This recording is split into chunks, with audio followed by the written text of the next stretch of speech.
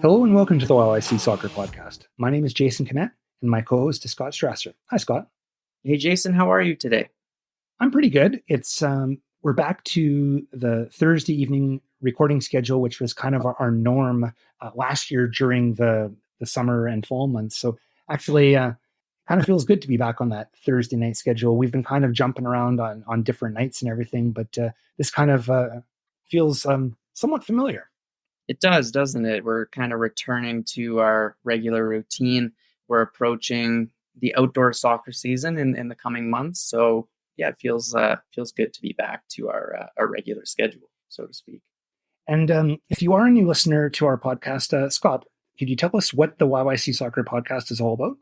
YYC Soccer Podcast focuses on soccer in Calgary at the amateur, collegiate, and professional levels. We talk about the teams as well as the players from the city's soccer community, from grassroots and amateur teams and leagues, all the way up to university and professional. This week, we're going to talk about Cavalry's second match against Orlando that put them out of the CONCACAF Champions Cup. We're going to do an interview with Cavs defender Bradley Kamden Fewo.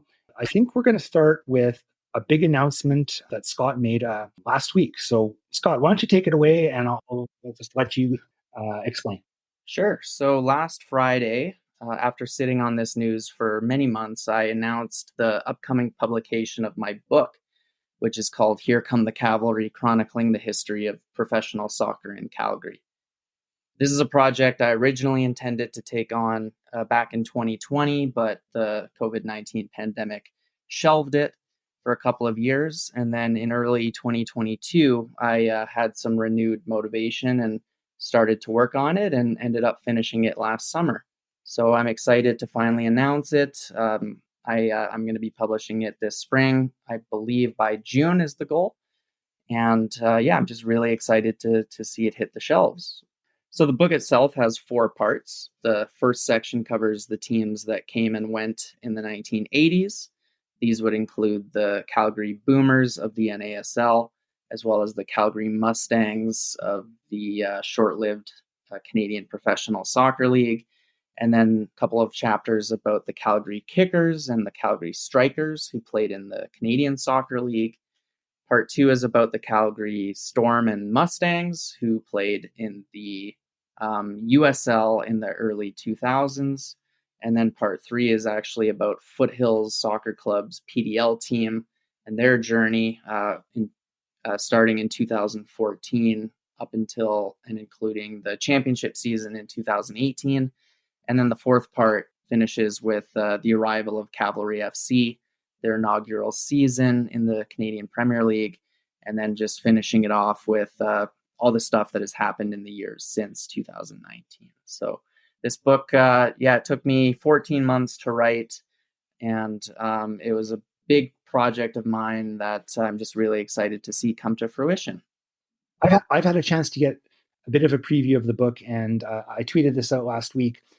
It's pretty much a must-read for Calgary soccer fans. It really does cover a lot of the history, from the 80s on. It's pretty definitive in covering everything you need to know about the Calgary soccer world, and a lot of things that I think have been kind of lost to the universe almost. Like, I don't think people really know that much anymore about the teams that were in the CSL. And I think we're even getting to the point now where the Calgary Storm is becoming a fading memory, and it really does, document all of those eras in Calgary soccer. And and I think if you want to know about that past, and even if you're not from Calgary and you're a soccer history person, you like soccer history, this book is going to be like catnip for you.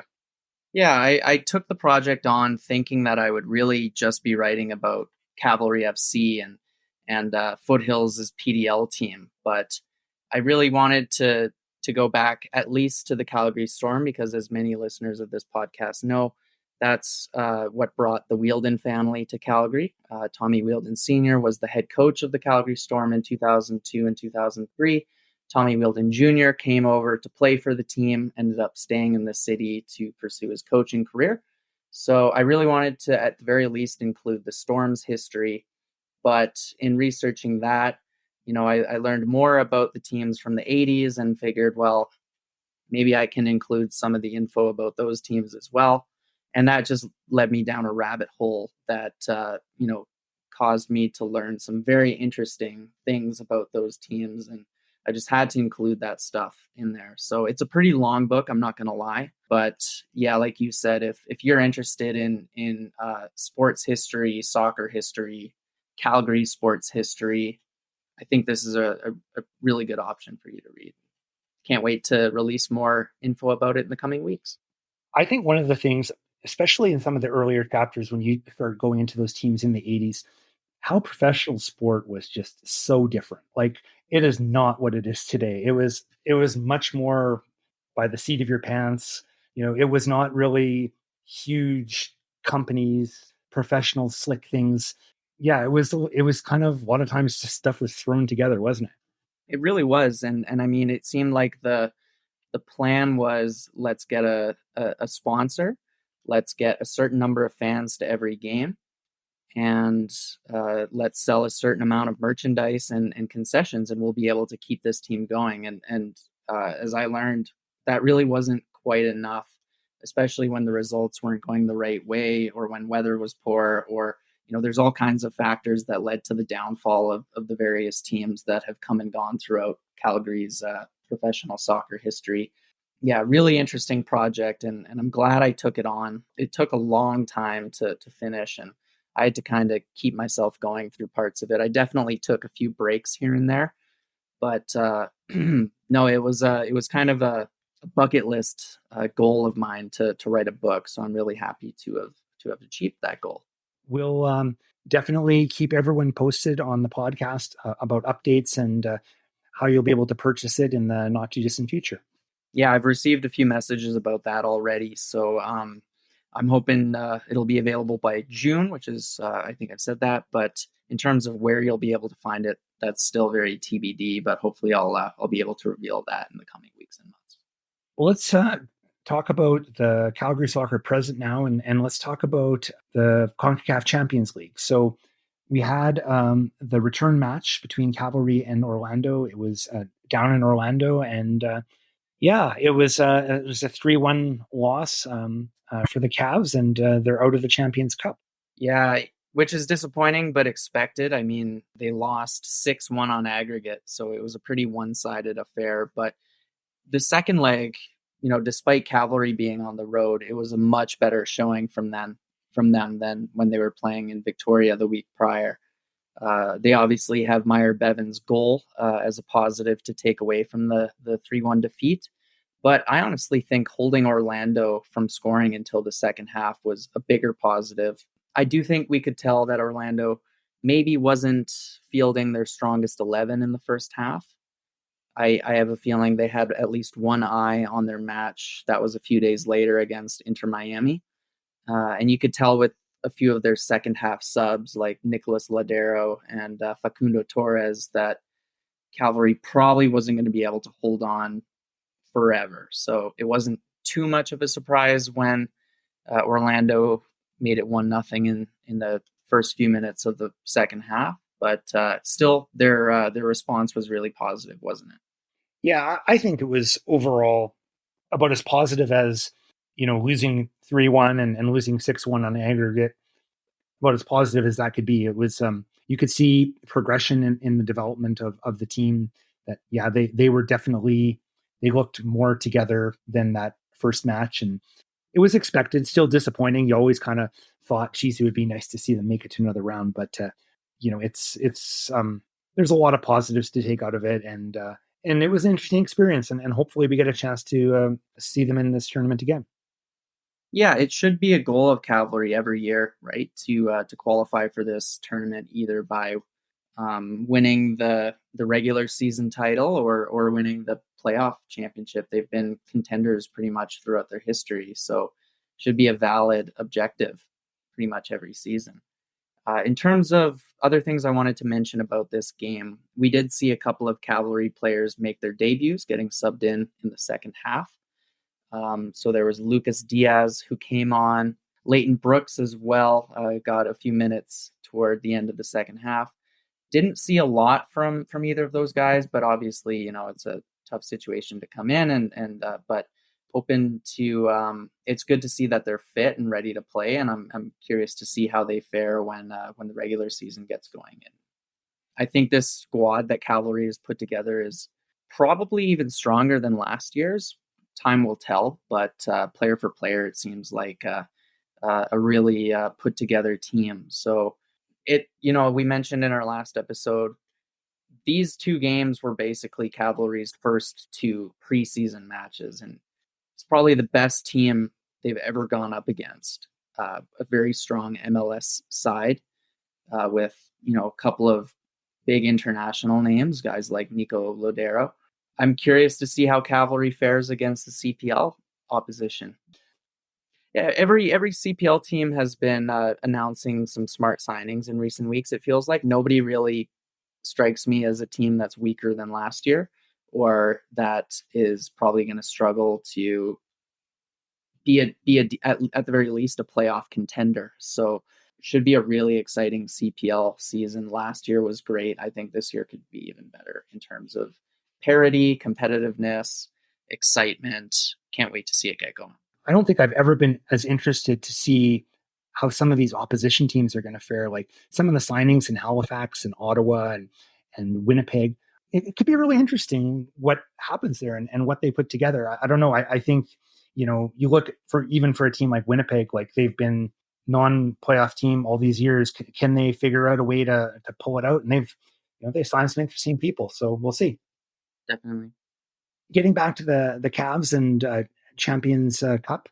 Earlier this week, we recorded an interview with Cavs defender Bradley Kamden Fewo. And Scott, why don't you provide a bit of introduction? Because you and him actually go back quite a ways, don't you? Yeah, more than 15 years at this point. Bradley and I actually played together for Chinook Soccer Club for 2 or 3 years during our minor soccer careers. Met him when I was, I think, 15. We played together in U16 as well as U18 for Chinook United.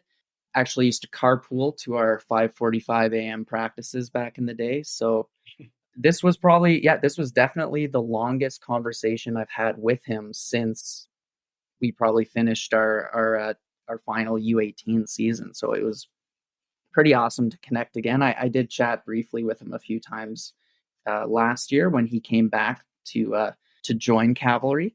So it was really cool to kind of connect again and chat about his career, chat about his homecoming, and a few other things. I guess I'll let the interview speak for itself. For sure. We'll run that interview now. We would like to welcome Bradley Kamden Fewo to the podcast next. Bradley is a defender with Cavalry FC, but his ties to Calgary actually go way back. He played for Chinook Soccer Club as a teenager before heading south to pursue his professional career in the USL. Bradley, welcome to our podcast. Hey, Scott. Thank you. Happy to be here. So we want to start by reviewing the matches against Orlando. Obviously, ended in a 6-1 aggregate defeat, but everyone was aware that these matches were going to be a challenge for Cavalry. How do you feel the team performed overall in the two matches? No, I think obviously the scoreline it's a big scoreline, but I think even for people that watch the game, you can see that for many parts of the game, we were, still playing our brand of football. We were still creating chances for ourselves, and we didn't look ridiculous. I think we're still competing with a top MLS team. So for us, being there for the first time in CONCACAF, it was good for all the boys to see the level. And ultimately, in these games, the higher the level you have, they take their chances. And for them, maybe they need 5 chances to score 3 goals, and that's the next level. So I think it was good for everybody to be, to participate in that competition. And obviously, it's only made us hunger for the years to come. So, Bradley, how do you approach facing a club that's fully trained for their season when you had just started training and hadn't even really played outside yet? It was a weird experience for me, actually, because I've played many MLS teams, even with USL teams, and I've had the chance to beat MLS teams, and like in the competitions like the Open Cup, for example, and or even in preseason when I was training with MLS teams. So this one was a little bit different. It was, I think mentally we had to be tough because obviously we don't have the same budget and we didn't have the same opponents as well.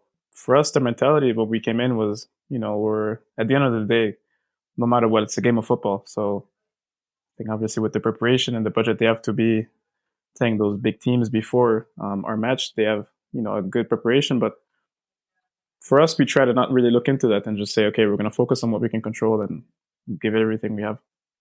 Actually, I have a follow-up question there because you made a comment about U.S. Open Cup. So, what was your experience in the U.S. Open Cup? I know you were playing with some USL clubs and you faced MLS opposition. So, I'm actually not up to date about those experiences. Do you want to talk about that a little bit? Yeah, definitely. So my first experience with the MLS, I got drafted out of college. So I went to MLS camp where I got the chance to play in MLS teams early, but I was playing with an MLS team, and then I ended up signing with the USL team. My first team was Rochester. So each year I've got the chance to play MLS teams. So I played, the Red Bull, Cincinnati's, the Chicago Fire, and fortunate enough for me, I've been able to beat some MLS teams, and we had a good run with St. Louis, actually. I think that was my best run in Open Cup, where we went to the quarters, I believe, and we lost to Atlanta United in Atlanta. So, on each year that I played USL, I played MLS teams, which even LAFC when I was in Fresno, and different teams based. It's based on region, so I was able to play a good amount of different MLS teams, and it's nice to always get that opportunity because it kind of reminds you of the next level whenever you're competing in your league. But in Open Cup, it was a little bit. It's kind of the Can Champ point where you play the games later. So I feel like we had more time. It was like in the middle of the season, the summer, that we started playing this team. So we were more ready, more prepared, and sharper, I think, to compete. Thanks for that, Brad. That's cool to hear about your experiences getting drafted. I know that was with Colorado Rapids. I remember that. Yeah. So in terms of, I know you've kind of rattled off some of the teams you've played for, but in terms of your career thus far, obviously, like I said at the beginning, you have ties to Calgary. You played with Chinook's Club. Can you talk a little bit about that and how it ended up that you went down to the U.S. to pursue your career? Yeah. So obviously we played together for a little bit in Chinooks, and it was a great experience. And I think, in my opinion, we had one of the most talented team in youth soccer in Calgary, and it was showed in how we did in provincials, we did in nationals, and unfortunately, at the time in Calgary, I felt there wasn't much opportunities for young players that wanted to go, to pursue the sport. At the time, there wasn't a CPL that was in place, and especially when I'm, looking overseas, the Calgarian minor soccer league wasn't as respected. So for me, it was, going to the US was a way of getting an opportunity to go to the draft and also continue with my education. And it felt like the best option. And that's why I went with that route. And now I'm happy to see that there's a CPL and there's, kids can play in Calgary and they have a team in their backyard, and they can say, okay, as long as I perform and I believe in myself, I have a chance of going professional in my city, in my country, where I felt like during my time, it was a little bit more difficult being in Calgary. Maybe it's different in Vancouver, Montreal, and Toronto, but in Calgary, I felt it was a little bit of a challenge. So I decided to go to the States and pursue my career there. Yeah. I remember you went to Huntington first, and then transferred, I think, after a year to UNLV. Exactly. Northern Vegas, yeah. With UNLV, I imagine that's where you were on the radar of the Rapids. Yeah, exactly. Because actually, we've played the Rapids twice during their preseason, which was our spring season. So I played the Rapids I think it was my junior and sophomore year. It might have been my sophomore and my junior year. I played the Rapids, and I actually got invited in the summer. So this the season after my junior year, which is it called junior year in Canada? Sorry, junior. Yeah. So so my third year, my junior year, and the summer of my year, I got invited to the Rapids. I think I spent like 10 days there, and I trained with them the whole time, like with the first team, and then went back for my senior year, and then they drafted me. And you were what, like 21 at this point? Yeah. 20 even? Yeah, I was 21. Yeah, when I got drafted. Nice. So I followed your career the whole time. Thank you. I know you spent most of it in the USL, but there was a stint in Malta as well. Can you talk about that and how that opportunity came about? Yeah, Malta was, I'd spent 12 years in the US, so I thought, why not look somewhere else? I had some contacts in Netherlands and in Spain, but they ended up falling through at the last minute. So I had to I missed the transfer window, which is why there's a little bit of a gap in my career. So I missed the transfer window, so I had to wait for the summer one. And then in the summer, my now agent, he offered me, he said, oh, there's a historic club in Malta. They usually go very far in Champions League qualifiers. They aim for Champions League every year, and they don't have a left back. So for me, it was, it's a different experience. It's a completely different environment, and it was a nice challenge for me as well. Playing with a purpose. I think I have a little bit more pressure as well, and closer with the friends as well. So it was nice. My objective when I initially went there was to have a great season, and we qualify for Champions League qualifiers. And in football, you never know. Maybe be the first team in Malta to qualify for Champions League. So that was the plan. It didn't go that way, but initially that was the plan. And sorry, one follow up about Malta. What was it like to live there? I mean, I've never been there. I know very little about the country, but it's a small island, right? And it's probably a little isolated, or maybe there are some culture differences compared to North America. Can you talk about that too? Yeah, culturally compared to North America, it's definitely different, as most of Europe is, honestly. But having also lived in France, I felt like the European culture, I wasn't like then. I'm pretty used to it. But Malta is even actually pretty different from France as well. It's a small island. When I say small, it's very, very small. It's an island. There's a lot of beaches. It's kind of in the middle of the water. So they have very, very nice and warm summers that lasts pretty long. And then the winter is not that cold. It's rainy. It's windy, but yeah, it's a big vacation spot, to be honest. Yeah, for me, I think the country itself, it has also a lot of history. It must have been very different, the length of the road trips compared to the CPL, I'm sure. Well, I think if I would have told them how much we travel there, but even in Europe in general, I think, if I'm in France, because obviously I grew up in France as well, it's very rare that unless you're playing Champions League, you're not going to take the plane for 5 hours for a match, right? So exactly, it's when I tell my friends back home about the travel time, and even us going to Orlando, where the flight back was 6 hours. I'm like, from Montreal to 6 hours, I'm almost in Paris, So I want to ask, how did the opportunity for coming back to Calgary and play with Cavalry, how did that all come about? Yeah, that was always on my mind, honestly. So to be honest with you, as soon as the team got announced, I always give it some thoughts, because obviously my family is here. It's a city that I love, and I have a lot of friends here. I played here. Initially, I wanted to wait a little bit because I was with Atlanta and things were going well. But then after Malta, I figured, I think it's a good time. I don't want to go back when I'm old. It's a different situation. I want to go back when I'm healthy and I'm feeling really, really good about my game, and I can add something to the team. And I wanted to come back to win titles. So I was happy to win the title last year, because that was literally my first objective coming back. And obviously with my family being here, it was very, very special to win my first professional title in front of my family. Yeah, the CPL Shield. That's fantastic. I'm excited to see how 2024 shapes up. It seems like the roster that's been put together is even stronger maybe than last year's. But the regular season isn't that far away. How is the club resetting and getting ready for the matches to come? Yeah, I mean, obviously we had the CONCACAF that we had to get ready for, and now that that's done, we're now fully focused on the CPL. And the thing, obviously everybody knows, the thing about winning is when you win, it's addicting. So we won last year, and then we obviously have the final that left a very, very sore taste in our mouth. So, I think we were even more focused this year. win again in the regular season and to win the final. We obviously have the Can Champ as well. That's very exciting. And yeah, we have many trophies to play for. And obviously, as a competitor, you want to go to win all of them. And that's the mentality that we've had so far since the beginning of preseason. So. And I believe you joined the team after the Canadian Championship run you did last year. So that's still a tournament you'll get to play. And hopefully another MLS team is waiting Cavalry at some point. Yeah.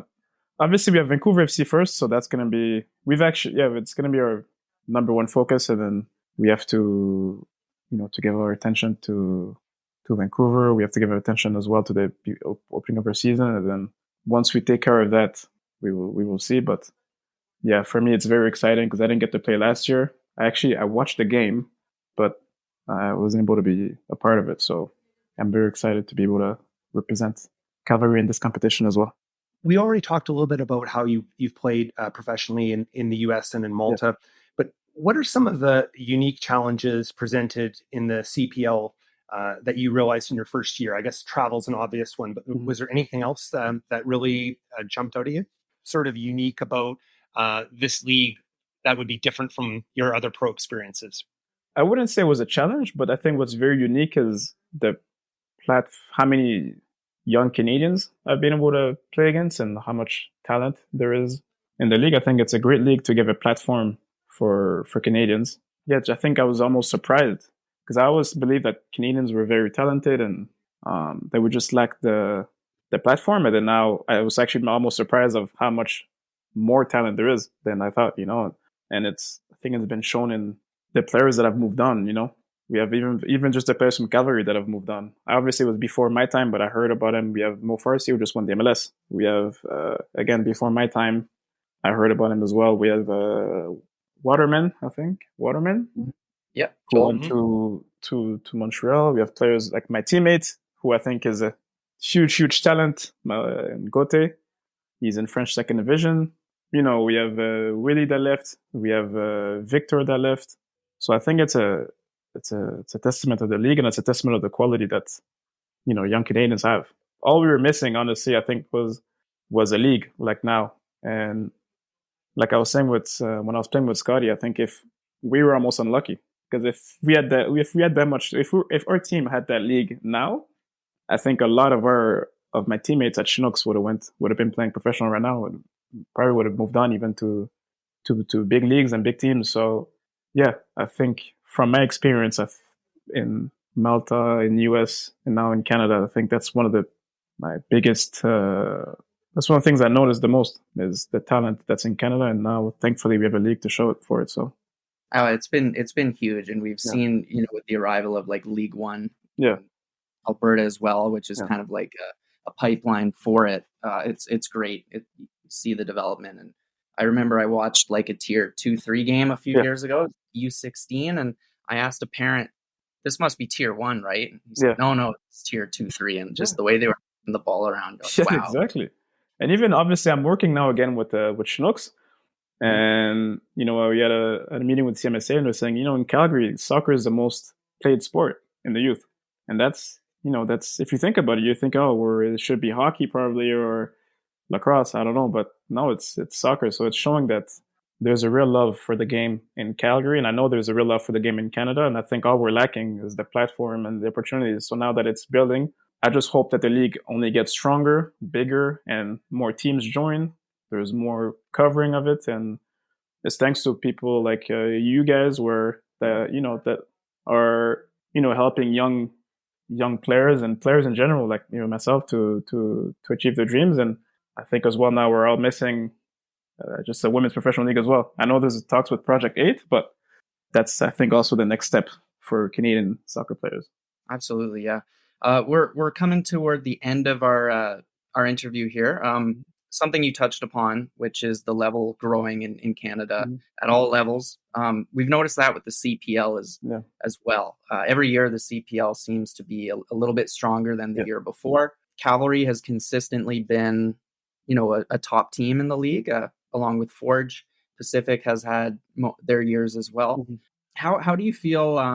And I think this would be a question for the coaching staff as well as the players. But how does Cavalry stay on top of this and adapt and keep, staying ahead of the competition every year? I think it's the part of the culture. I think you need to have the right mentality to be on top. And that comes from obviously the coaches, that comes also from the players that are here. For me, this is obviously it was my first year last year. So this year is it's my first preseason, and, even the mentality from the players in training, and whether it's training matches or just even training exercises or friendlies, I think the mentality that you have and the standards that you demand from each other every single day, for me, that's what allows you to keep having results. Because once you become complacent and you take everything for granted, and I think that's when you can get surprised, you can see a drop in level. So overall, I think the culture and the mentality is what's giving Calgary success. I appreciate your time this morning, Brad. No, of course, anytime. We wish you and the team best of luck as you continue preseason. I know you're on break right now, so enjoy that. And when you guys get back to the pitch, looking forward to the season to come. Thank you. No, it was a pleasure. Anytime, let me know. I'll be more than happy, and look forward to seeing you soon. Thanks again to Bradley Kamden Fewo for taking the time to do the interview with us. It was a nice chat. I really enjoyed hearing about his career, and he's had a real interesting journey, and he's seen some interesting things over the past decade or so that he's been in the pro game. Yeah, he has. I think it's cool that he was able to talk about his time in Malta, but he also, as he mentioned, the bulk of his career was played in the United States. So he, probably more than most players, went into this tie with Orlando with a lot of knowledge and experience about what to expect. So it was great to hear about that.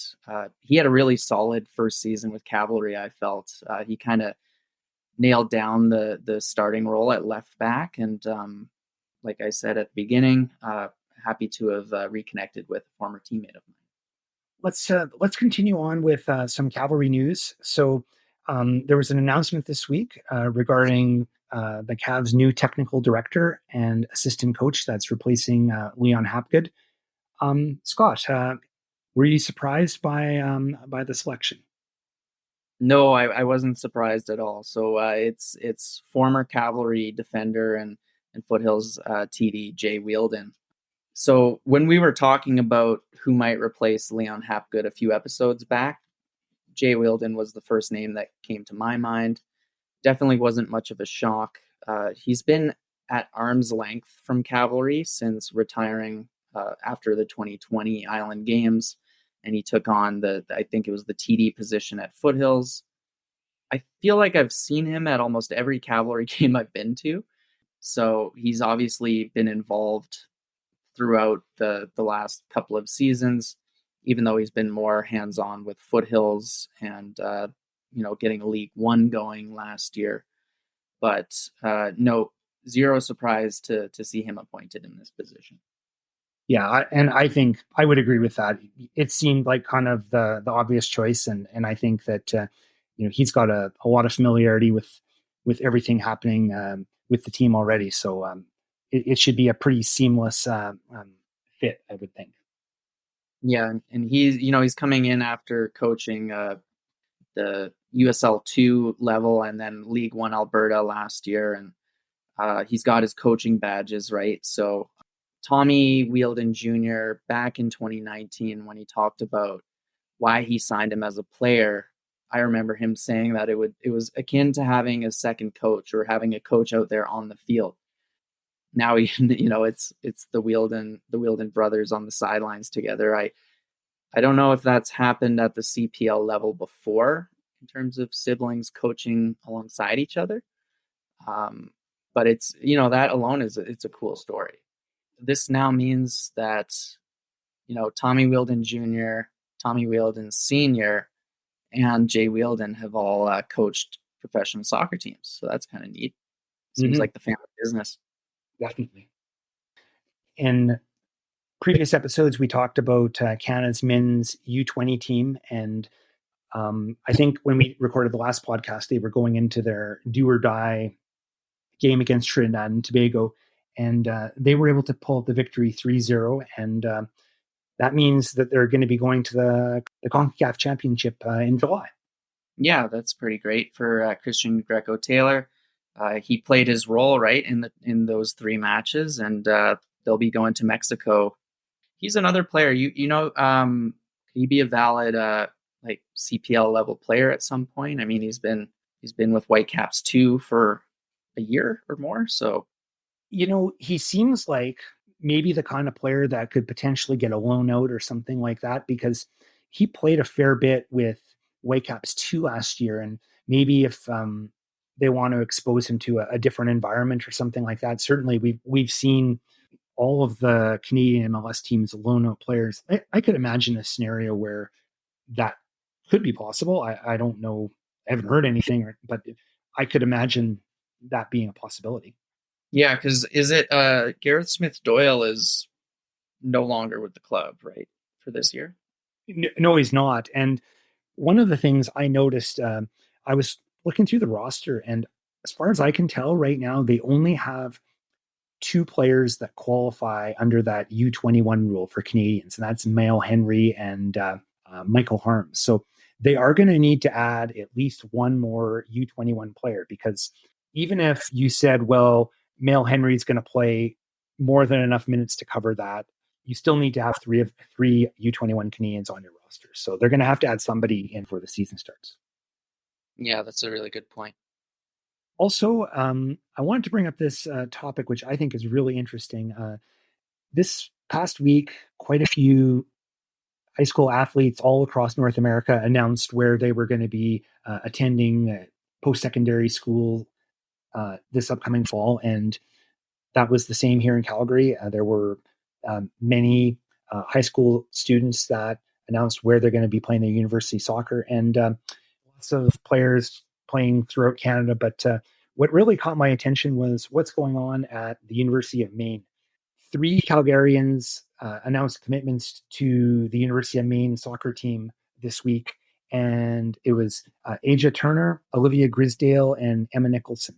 So there are already 4 Calgarians playing for the University of Maine already, and that's the Schneider sisters, Emma and Mila Schneider, and Rebecca Grisdale, who's the older sister of Olivia, who will be joining them on the team, and then also Victoria Dungy. So that's 7 players on an NCAA Division I roster. I don't think besides SAIT, the Dinos, and MRU, there probably isn't any other post-secondary institution that has that many Calgarians on the roster. No, this was a pretty neat find by you. I guess, Memphis had 4 or 5 last year, but 7 is quite the number. Maine seems to really like that Calgary connection, and obviously, it's worked because the University of Maine had a fantastic year in 2023, didn't they?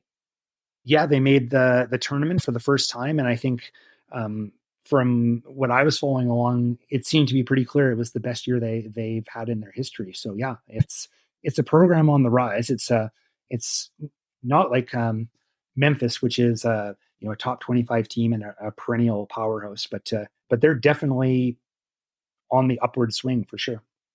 It'll be great to see how these Calgarians contribute in the fall. I think that's going to cover it for this week. Scott, is there anything else you wanted to add in?